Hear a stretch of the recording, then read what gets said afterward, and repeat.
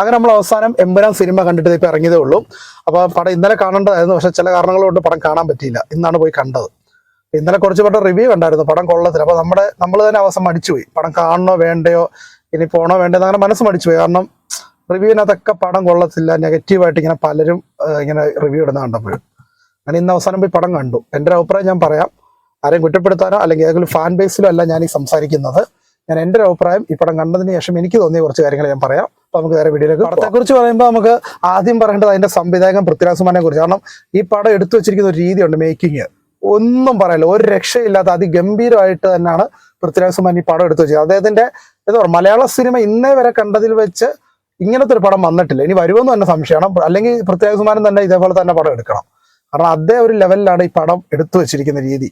പിന്നെ ലാലേട്ടൻ്റെ അഭിനയം ഒന്നും നമുക്ക് പറയേണ്ട ഒരു ആവശ്യമില്ല. ലാലേട്ടനൊക്കെ ഏത് റോള് കൊടുത്താലും, മമ്മൂക്കായാലും ലാലേട്ടനൊക്കെ ആയാലും ഏത് റോള് കൊടുത്താലും അതിഗംഭീരമായിട്ട് തന്നെ അഭിനയിച്ച് ജീവിച്ച് കാണിച്ചിരുന്നവരാണ്. അപ്പം പൃഥ്വിരാജ് സുകുമാരൻ്റെ ഈ ഒരു മേക്കിങ്ങും ലാലേട്ടൻ്റെ അഭിനയം കൂടി വന്നപ്പം പടം നല്ല രീതിയിൽ തന്നെ എടുത്തു വെച്ചിട്ടുണ്ട്. പക്ഷേ പലരും റിവ്യൂഡാണ്, ചുമ്മാ ഒരു കാരണമില്ലാതെ പടം കൊള്ളത്തില്ല, അതാണ് ഇതാണെന്നൊക്കെ. അവരെന്തോ വലിയ യുദ്ധമൊക്കെ വിചാരിച്ച് ചെന്ന് കയറി കൊടുത്തതാണ്. അതുകൊണ്ടായിരിക്കും ചിലപ്പോൾ അവർക്ക് ആ പ്രതീക്ഷിച്ച ഒരു ഇത് കിട്ടാതെ വന്നത്. എൻ്റെ ഒരു അഭിപ്രായത്തിൽ പടം അടിപൊളി തന്നെയാണ്. പിന്നെ വേറെ റിവ്യൂവിനകത്ത് കണ്ടായിരുന്നു, എന്താ റാവുത്തർ ആന്റണി പെരുമ്പാവൂർക്ക് ജസ്റ്റ് ഇത്രയേ ഉള്ളൂ പടത്തിനകത്ത് കാണിക്കുന്നത്. ആ ഒരു ക്യാരക്ടറിനെ പോലും ഇന്നലെ കളിയാക്കുന്ന രീതിയിലൊക്കെ റിവ്യൂ കണ്ടായിരുന്നു. പടം കണ്ടപ്പോൾ ഒന്നുമില്ല, പ്രത്യേകിച്ച് റാവുത്തർ ആ പുള്ളി ആന്റണി പെരുമ്പാവൂരിനെ കളിയാക്കേണ്ട രീതിയിലൊന്നും കണ്ടില്ല. പിന്നെ എടുത്തു പറയേണ്ട ഒരു കാര്യം, നമ്മുടെ മുരളി ഗോപി എഴുതി വെച്ചിരിക്കുന്ന ഈ ഒരു സ്ക്രിപ്റ്റ് എന്ന് പറയുമ്പോൾ അതൊരു വലിയൊരു കഥ തന്നെയാണ് നടക്കുന്നത്. പല രാജ്യങ്ങളിലും കേരളത്തിലും കണക്ട് ചെയ്ത് നടക്കുന്ന വലിയൊരു കഥ. അതിൽ ചില ജസ്റ്റ് കുറച്ച് ഭാഗങ്ങൾ മാത്രമാണ് ഇപ്പോൾ കാണിച്ചു പോകുന്നത്. ലൂസിഫറിലാണെങ്കിൽ കുറച്ച് കാണിച്ചു, എമ്പുരാൻ അത് ശാലം കാണിച്ചു, ഇനി അടുത്ത L3 വരണം. ഇത് ഫുള്ളായി കഴിഞ്ഞാൽ നമുക്ക് ഒരു കഥ അതിൻ്റെ ഫുള്ള് നമുക്ക് മനസ്സിലാക്കാൻ പറ്റത്തുള്ളൂ. ലാലേട്ടൻ്റെ ഒക്കെ നല്ലൊരു അടിപൊളി ഫൈറ്റ് സീൻ നമുക്ക് ഈ പടത്തിലൂടെ കാണാൻ പറ്റും. പിന്നെ നമ്മുടെ ലൂസിഫറിനകത്ത് കണ്ടതുപോലെ ഈ കാലൊക്കെ എടുത്ത് ചവിട്ടിയിട്ട് എൻ്റെ പിള്ളേരെ തുടർന്നുള്ള എന്ന് പറഞ്ഞുള്ള കാല് ചവിട്ടിയുള്ള സീൻ, അത് പൃഥ്വിരാജും ലാലേട്ടനും കാണിക്കുന്നുണ്ട്. ആ ഒരു സീനൊക്കെ ഒരു അടിപൊളി തന്നെയായിട്ട് അവർ എടുത്തു വെച്ചിട്ടുണ്ട്. പിന്നെ ലാലേട്ടൻ്റെ പൃഥ്വിരാജുമായിട്ട് ചേർന്നിട്ടുള്ള കോംബോ ഫൈറ്റ്, പിന്നെ അവസാനം ഒരു ചെറിയൊരു ക്ലൈമാക്സിലൊക്കെ ടൈലൻ്റെ അവസാന ഭാഗത്ത് L3 പോകുന്നതിന് വേണ്ടി ചെറിയൊരു സസ്പെൻസ് ഒക്കെ നിർത്തിയിട്ടുണ്ട്, അടിപൊളിയാണ്. പിന്നെ നേരത്തെ എല്ലാവരും ഒരു ബാക്ക് തിരിഞ്ഞ് നിൽക്കുന്ന ഒരാളെ കണ്ടപ്പോൾ അത് ആരാണെന്നോ അപ്പൊ ലീക്കായി എന്നൊക്കെ പറഞ്ഞാൽ വന്നായിരുന്നു, അവർ തന്നെയാണ്, അതെല്ലാവരും അറിഞ്ഞു. പടത്തിന് എന്തുകൊണ്ടാണ് ഇന്നലെ റിവ്യൂ ഇങ്ങനെ പലരും നെഗറ്റീവ് പറഞ്ഞാൽ നമുക്കറിയത്തില്ല. എല്ലാവരും പൈസ കൊടുത്തിന് ചെയ്യിപ്പിച്ചാണോ എന്നൊക്കെ ഡൗട്ടുണ്ട്. എന്തായാലും പടം നല്ല അടിപൊളി പടമാണ്, കാണാത്തവർ പോയി കാണണം. ഇതിനകത്ത് കൂടുതൽ കാര്യങ്ങൾ പറയാൻ പറ്റത്തില്ല, കാരണം കാണാത്തവർക്ക് അതൊരു ബുദ്ധിമുട്ടാവും, സ്പോയിലർ ആയിപ്പോള്ള ചാൻസ് ഉണ്ട്. അതുകൊണ്ടാണ് പടത്തിന്റെ ഫസ്റ്റ് ഹാഫ് ഒക്കെ കുറച്ച് ലാഗ് ആണെന്നൊക്കെ ഇങ്ങനെ പറയുന്നത് കേട്ടു.